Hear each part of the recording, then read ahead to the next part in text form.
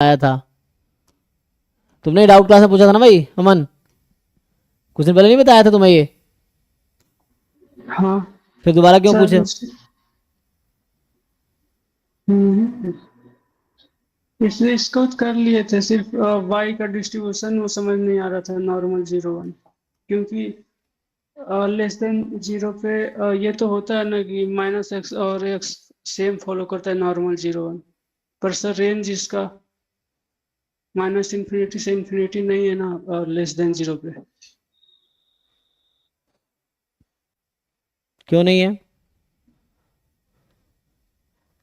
सिर्फ वही समझ नहीं आ रहा था कि वाई कैसे फॉलो कर, सॉरी, -x1 कैसे फॉलो करेगा ये नॉर्मल 0 1,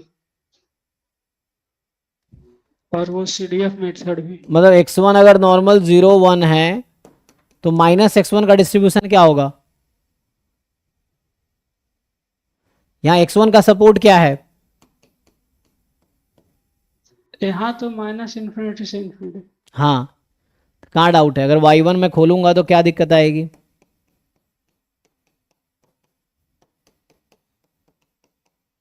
ये है। चलो मैं y1 ओपन करता हूँ। तो y1 है, सिग्नम x1 वहाँ डिफाइंड है। तो y1 होगा -x1 जब x2 नेगेटिव है, y1 होगा 0 जब x2 0 है, y1 होगा x1 जब x2 पॉजिटिव है।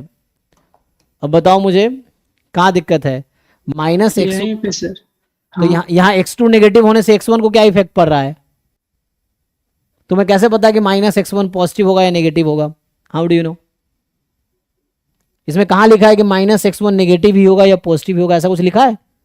ये तो x2 के बारे में कह रहा है। तो x2 x1 तो इंडिपेंडेंट रैंडम वेरिएबल है। हाँ सर, हो गया।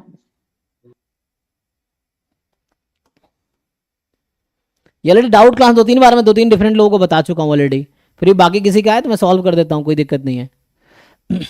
तो देखो इसमें क्या है, ये तो सिंपल एक रिजल्ट है, ये ट्रांसफॉर्मेशन से प्रूव हो जाएगा। y बराबर -x लेंगे फॉर्मूला लगा के, ट्रांसफॉर्मेशन से प्रूव हो जाएगा। लेकिन उसके लिए ट्राई करके देखो, और ट्राई करो जहां पे डिफिकल्टी आ रही पूछो कि वहां डिफिकल्टी आ रही है ना? तो यहाँ पे मेनली क्या, x1 x2 इंडिपेंडेंट नॉर्मल 0 1 है, और ये सिग्नम फंक्शन है। This you can write like this also. आप इसको mod x upon x when x is non zero, या u के टर्म में लिखना तो ऐसा लिख लो, mod u upon u। So mod u, this you can write mod u upon u when u is non zero, 0 when u is 0, है ना? इसको ऐसा भी लिख सकते हैं, जो कि 11 12 में भी था ये। सो नाउ मेनली क्या है कि ये y1 मैंने लिख दिया, तो मैं y1 का CDF निकालता हूं। देखो, सो y1 का जब CDF निकालेंगे, CDF of y1 at y, तो according to definition y1 less than equal to y होगा। सो यहां से आएगा प्रोबेबिलिटी। अब यहाँ दो केसेस हैं, मान लो ये E1 ये E2। हम लोग बीच वाले केस को इग्नोर कर सकते हैं क्योंकि इसकी प्रोबेबिलिटी 0 है। कॉन्टिन्यूअस रैंडम वेरिएबल किसी पर्टिकुलर पॉइंट पे प्रोबेबिलिटी 0 होती है, तो हम लोग इसको इग्नोर कर सकते हैं। We can ignore this condition. तो मतलब इसकी ज़रूरत नहीं है यहाँ पे। मेनली दो केस है, ये E1 इवेंट मान लो, ये E2 इवेंट मान लो। तो हम इसको लिख सकते हैं टोटल प्रोबेबिलिटी थ्योरम यूज करके, this when x2 is negative और y1 less than equal to y when x2 is positive. ये हमने टोटल प्रोबेबिलिटी यूज किया कि probability of event a is equal to probability summation a intersection ei, i from 1 to n summation में। तो theorem of total probability, ये E1 E2 जो है partition है सैंपल स्पेस का, क्योंकि है ना E1 या तो x2 लेस देन 0 होगा या मोर देन 0 होगा। E1 प्लस E2 की प्रोबेबिलिटी 1 होनी चाहिए, वो तो है यहाँ पे। सो अब क्या है, अब इसको हम आगे सिंप्लीफाई करते हैं। तो देखो जब x2 नेगेटिव है, इंटरसेक्शन लेना है, तो जब x2 नेगेटिव है, तो y1 को -x1 रखना है। तो यहां से हम रखेंगे प्रोबेबिलिटी y1 को -x1 less than equal to y intersection x2 is negative, plus probability x2 positive है। अगर x2 पॉजिटिव है तो मुझे y1 को x1 रखना है, तो हम यहाँ y1 को x1 रखेंगे, यहाँ y1 को x1 रखेंगे, इंटरसेक्शन x2 इज पॉजिटिव, और मुझे शुरू में ही गिवन था कि x1 x2 इंडिपेंडेंट है, तो ये a इंटरसेक्शन b की probability of a into probability of b, because a and b are independent, तो ये यहाँ पे x1 x2 independent random variable है, तो इंटरसेक्शन को प्रोडक्ट में लिख सकते हैं बिकॉज दे आर इंडिपेंडेंट। तो ऐसा लिखेंगे, तो अभी हम y1 का CDF निकाल रहे हैं, सो ये आ जाएगा, और ये सिंपल है, x1 normal 0 1 minus x1 normal 0 1, तो माइनस x1 भी z है, अभी के लिए मैं बोल देता हूं कि अगर ये वाला z है तो ये भी z ही होगा, अगर है ना z इज मान लो x1 तो z is also minus x1।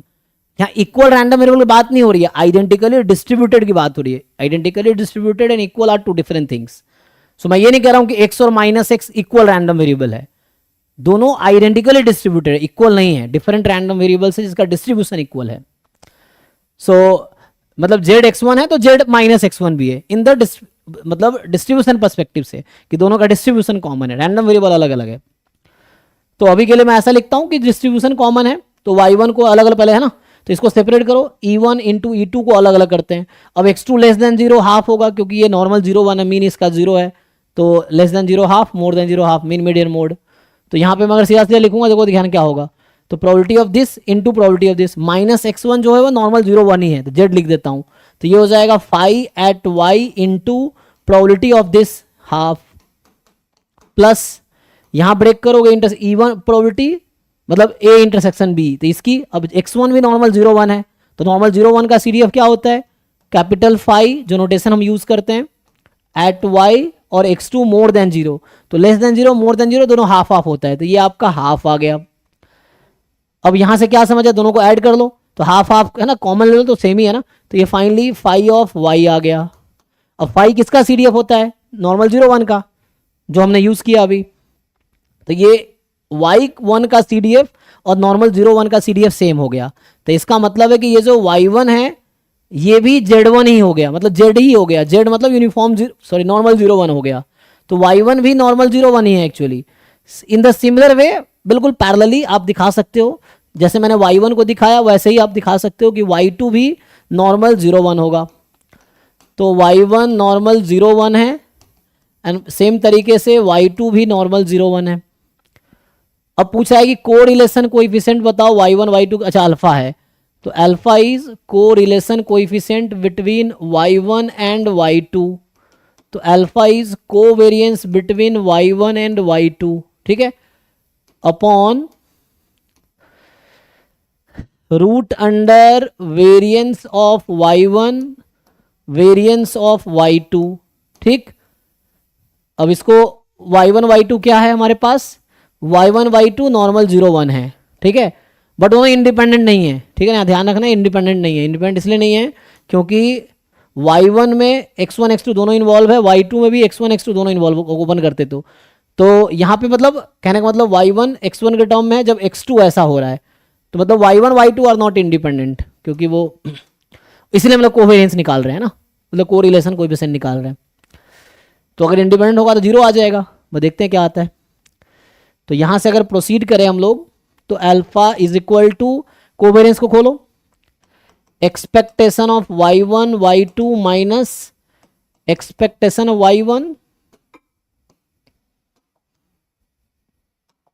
Into expectation of y2 upon, चूंकि y1 y2 नॉर्मल 0 1 है तो ये 1 1 हो गया, तो गायब हो गया, तो इसको लिखने की कोई ज़रूरत नहीं है अब, क्योंकि 1 1 हो गया ना, 1 1 तो रूट 1 हो गया। अब ये 0 0 हो गया, तो अल्फा यहाँ से आ गया expectation of y1 into y2। अब y1 क्या था, ये देखो y1 है ना, ये इस टर्म में लिखते हैं मॉड u अपॉन u, तो y1 क्या था, x1 signum function of x2, तो ये होगा x1 into signum function of x2, ये y1 था जो क्वेश्चन में गिवन था, y2 क्या था, x2 signum function of x1, ये है x2 signum function of x1। और मैंने क्या कहा, जीरो वाला कंडीशन को इग्नोर किया जा सकता है, ये जो जीरो वाला कंडीशन है ना, दैट कैन बी इग्नोर्ड, इस वाले कंडीशन को तुम इग्नोर कर सकते हो, क्योंकि है ना किसी continuous random variable equal to zero है, प्रोबेबिलिटी जीरो होती है, तो उसकी कोई ज़रूरत नहीं है ना, उसकी मेजर जीरो है, प्रोबेबिलिटी जीरो है। तो मेनली तुम ये लिख सकते हो सीधा सीधा। तो यहाँ मेरा बताने का पर्पस ये है कि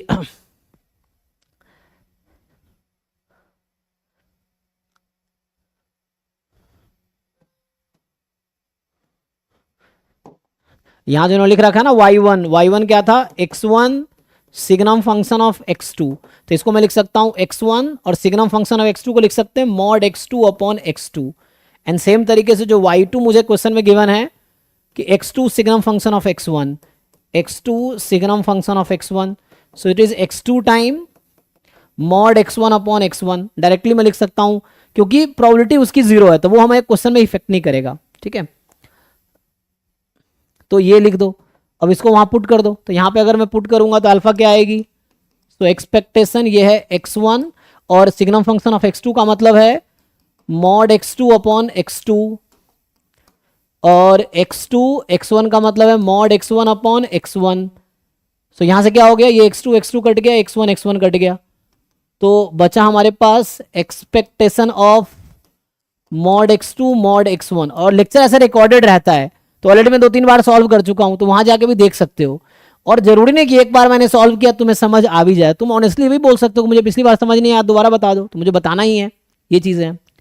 लेकिन कम से कम है ना, बताना पड़ेगा तुम्हें, जरूरी थोड़ी कि एक बार में समझ ही आ जाएगा सब कुछ तुम्हें, तो दोबारा पूछो, लेकिन ये बोलो कि समझ नहीं आया पहली बार, है ना। ऑनेस्ट रहोगे लाइफ में आगे जाओगे, प्रिटेंड करोगे तुम इंटेलिजेंट हो और एक्चुअली इंटेलिजेंट नहीं हो तो एग्जाम में दिख जाएगा। तो प्रिटेंड करने से नहीं होगा, एक्चुअली में होने से होगा, है ना। तुम अक्सर देखते होगे जो गरीब लोग हैं अमीर दिखने की कोशिश करते हैं, जो अमीर है वो दिखाते नहीं, क्यों दिखाएगा भाई, वो अमीर है तो उसको क्यों दिखाना है कि वो अमीर है। और जो गरीब होते हैं वो दिखाते हैं कि हम अमीर है। ऐसे तुमने देखा होगा आसपास छपरी लोगों को कि उसके पास है कुछ नहीं, लेकिन ईएमआई पे फोन लेंगे, बाइक लेंगे, कार लेंगे, जस्ट टू प्रिटेंड कि वो अमीर है। तो वैसा होता है, उस तरह की चीजें हैं। तो जो है उसको दिखाना नहीं पड़ता है ना। तो अगर तुम हो तो तुम्हें दिखाना नहीं पड़ेगा, जो नहीं है वो दिखाता है, फिर वैसी वाली चीजें हैं, तो वो समझना है तुम्हें। तो जैसे मान लो कोई चीज़ समझ नहीं आया आप में से किसी को भी, तो आप ऑनेस्टली बोलो कि मुझे पिछली बार समझ नहीं आया, दोबारा कराओ, उसमें क्या है, आपने फीस इसलिए पे किया ना, पर तुम्हें बताना पड़ेगा ना सच्चाई क्या है, ये चीज़ें। एनीवे इसका फॉर्मूला होता है, सो यहाँ से क्या आता है, रूट अंडर 2/पाई ना, ऐसा कुछ फॉर्मूला था, रूट अंडर 2/पाई, तो यहाँ से 2 अपॉन पाई आंसर है इसका। सो अल्फा की वैल्यू यहाँ से आ गई हमारे पास कि अल्फा बराबर 2/पाई और रूट पाई अल्फा पूछा है, 2 हो गया, दिस इज द आंसर। तो ये क्वेश्चन आंसर है। देखो अब किसी को डाउट है पूछो, जहां जिस पॉइंट में डाउट है पूछो। तो यहां से हमें यही चाहिए था, अरे भाई इसको क्या हो गया, ठीक है। सो पाई अल्फा इज 2 जो पूछा था इस क्वेश्चन में।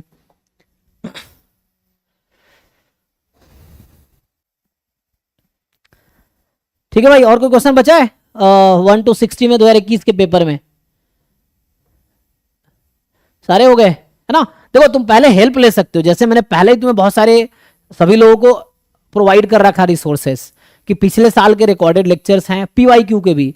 पिछले साल भी हमने 2005 से 23 तक डिस्कस किया था, 24 का एग्जाम ही था, तो 24 का भी डिस्कस हो गया, तो वो हो गया। तुम्हारे पास ऑलरेडी सॉल्यूशन है, तुम पहले उन वीडियो का हेल्प ले सकते हो जो ऑलरेडी तुम्हारे पास है, या मैंने रिटर्न सॉल्यूशन भी ग्रुप में भेजा था, हैंड रिटन वाला 5 से 24 का, 5 से 18 वाली बुक थी, और फिर 19, 20, 21, 22, 23 का, आपको 24 का भी रिटर्न सॉल्यूशन मिला है। तो वहां से पहले हेल्प ले लो, स्टिल अगर प्रॉब्लम है तो यहाँ पूछो। तो ये चीज़ है, इससे जल्दी कंप्लीट हो जाएगा। तो पिछले साल के रिकॉर्डेड लेक्चर है, वहां से देखो, बुक तुम्हारे पास सॉल्यूशन है, वहां से देखो, ग्रुप में कोई हेल्प करता है ठीक है, नहीं तो यहाँ लाइव तो मैं ले ही रहा हूँ, लाइव से ले रहा हूँ तो हमारी प्रॉब्लम जो बची है वो सॉल्व हो जाए, है ना। ये है। तो इसका मतलब है कि सारे क्वेश्चन तुम लोगों ने कर लिया, खुद से बैठ के 3 घंटे बैठ के सॉल्व करो, और सारे क्वेश्चन तुमसे सॉल्व होने चाहिए, है ना। इसलिए रिपीटेडली क्यों बोलते हैं सॉल्व करो, ताकि एक बार में मान लो रियलाइज नहीं हुआ, दूसरी बार में तुम्हें रियलाइज होगा कि तुम्हें किन टॉपिक्स में दिक्कत है या किन क्वेश्चंस में दिक्कत है, तो उसको फिर से सॉल्व करके देख लो। नेक्स्ट टाइम तुम उन्हीं क्वेश्चनों को सॉल्व करो जो डिफिकल्ट था, ऐसे भी कर सकते हो, नहीं तो पूरा पेपर फिर से सॉल्व करो, कोई दिक्कत नहीं है। एटलीस्ट सारे क्वेश्चन के थ्रू हमारा कॉन्सेप्ट रिवाइज हो जाता है ना, कहाँ क्या कॉन्सेप्ट यूज हो रहा है। एनीवे अगर ये कंप्लीट हो गया 2021 का, तो नेक्स्ट कल 2020 का पेपर देखें। कल तो दिवाली है, शायद छुट्टी रहेगी, तो परसों है ना क्लास जो होगी वो हम लोग 2020, अभी तक 21, 22, 23, 24 ये 4 पेपर का डिस्कशन हुआ है। नेक्स्ट क्लास में मतलब परसों क्लास होगी अब, तो परसों जो क्लास रहेगी वो आपका 2020 का, सॉल्व करके आओ। तुम पूरा पेपर सॉल्व करो ना, 5 से 24 तक का सॉल्व करो, अपने पास नोटबुक रखो, जब डाउट पूछो नोटबुक रखो और सॉल्व करके ट्राई करो, जहां तक पहुंच पाते वहां तक पहुंचो, फिर देखो कहां पे प्रॉब्लम है, फिर वो यहाँ डिस्कस करोगे इस पॉइंट में प्रॉब्लम है, ठीक है। चलो फिर अभी यहीं स्टॉप करते हैं। Thank you and happy Diwali आप लोगों को, मिलते हैं परसों मिलेंगे, है ना, ठीक।